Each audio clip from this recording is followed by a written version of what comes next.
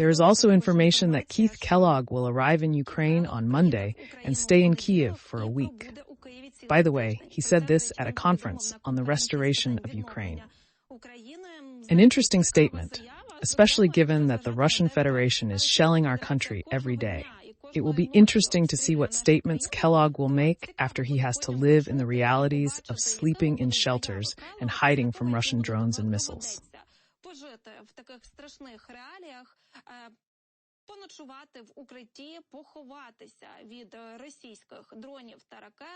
To go through what millions of Ukrainians go through every day and every night, who are constantly targeted by the Russian Federation, because no one knows where it will strike next. We all remain under threat. In a few minutes, an expert political analyst will join us live to discuss what might have influenced Kellogg's decision. Another interesting thing is that we remember that U.S. President Trump said that he would make an important statement about the Russian Federation on Monday, July 14th. The day before, Trump said that he was very angry with Russia and the attacks it was carrying out. So the question arises whether the rhetoric of the Americans is changing or whether there is something more behind these statements. We will definitely talk about this. Already yesterday, Russian authorities and Kremlin propagandists were irritated by Trump's statements. He doesn't like the policy of the Russian Federation, and he announced an important statement to be made on Monday. In addition, it became known that Kellogg plans to come to Ukraine and spend a whole week here.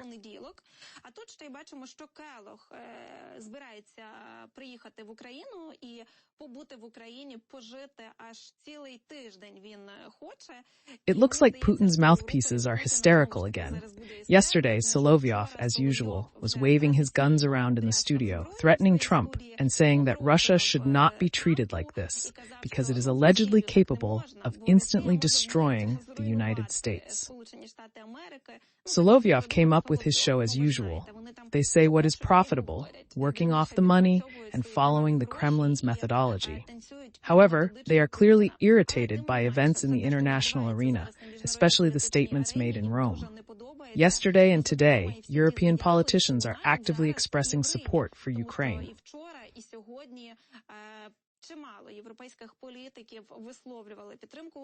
Many have emphasized the need to increase pressure on the Russian Federation, and sanctions have been discussed again.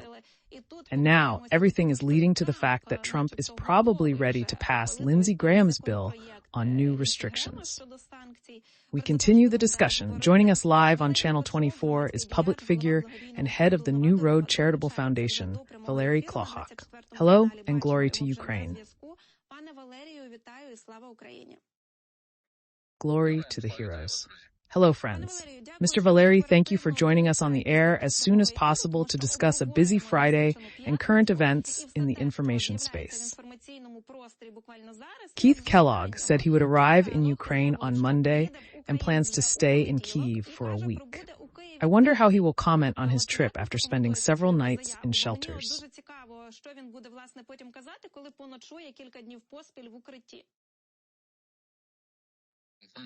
Hard to say what Kellogg will say. This initiative is quite interesting. Maybe he'll just observe. As I recall, he was in Ukraine before Trump's presidency. He is familiar with the situation, having even been to Kyiv region, closer to the east.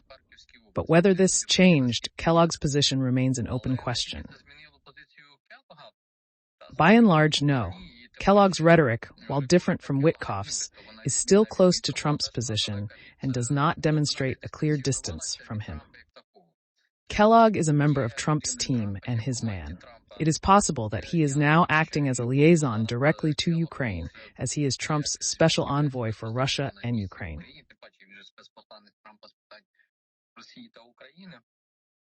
He's often called a Ukraine representative, though his role is to end the Russian-Ukrainian war. Maybe he'll send operational signals to Ukrainian authorities. The visit looks interesting. Indeed, it is interesting how he will react to the night strikes, which will undoubtedly be coming. Regardless of whether Guterres, Kellogg, or other ministers visit, the situation does not change. I recall Guterres' visit to Moscow and Kyiv when missiles flew in immediately afterwards.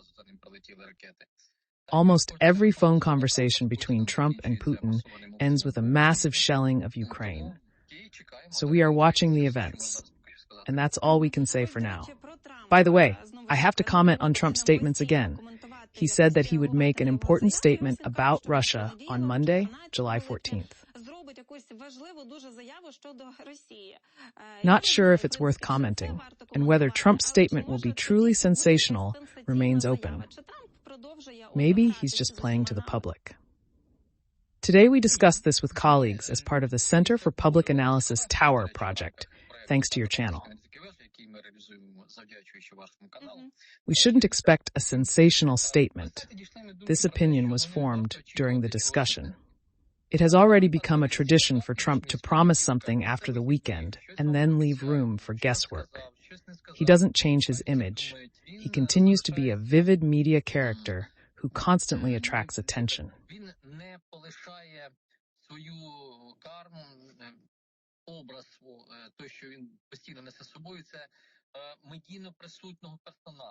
He uses every opportunity to stay in the center of media attention.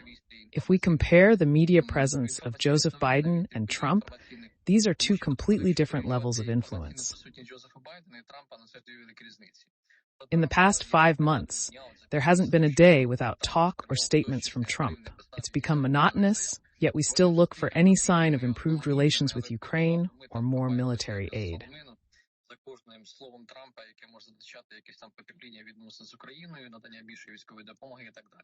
This statement fits in with the general background of our inflated expectations. Even reports of possible military assistance to Ukraine under the Trump presidential program, not Biden's, create tensions that may not materialize.